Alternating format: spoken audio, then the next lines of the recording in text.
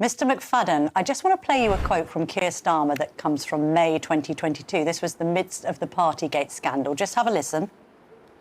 The values symbolised by the door of number 10 must be restored. The game is up. You cannot be a lawmaker and a lawbreaker. Only then can the government function again. Only then can the rot be carved out. Only then can we restore the dignity of that great office and the democracy that it represents.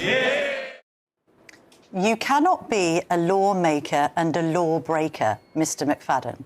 So can I ask, what on earth Keir Starmer, as a former Director of Public Prosecutions, was thinking in appointing a convicted fraudster to his cabinet?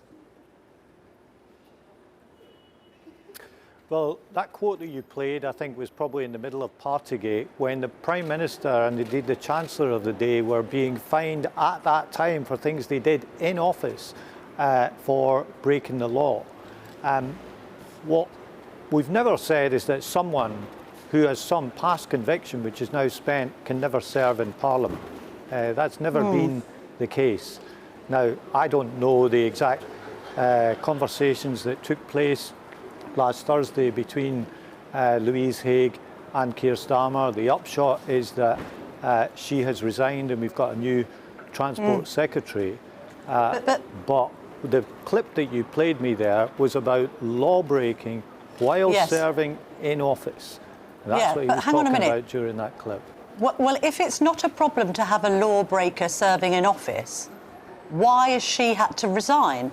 We understand from both her team and indeed Downing Street that Keir Starmer was aware of this conviction when she was appointed to Cabinet. So was it OK for Keir Starmer to know privately, but then problematic for people to know publicly that this had happened? What changed? Well, as I say, I'm not party to the conversations that took place last Thursday between Louise Haigh and the Prime Minister when this story came to light. There may have been some new information there, I don't know.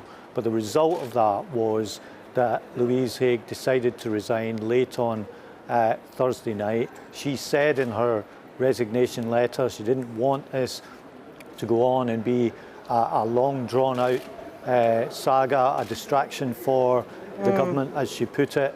And I think that's quite a contrast between the way this was dealt with and the way some of these things have been dealt with in the past, where they have dragged out, they have become a big distraction. But here we are, a couple of days on from it. She has resigned. I'm sorry to see her go. Louise Haigh was a good colleague, but we have a new Transport Secretary in place now, Heidi Alexander, who I think will do a really good job.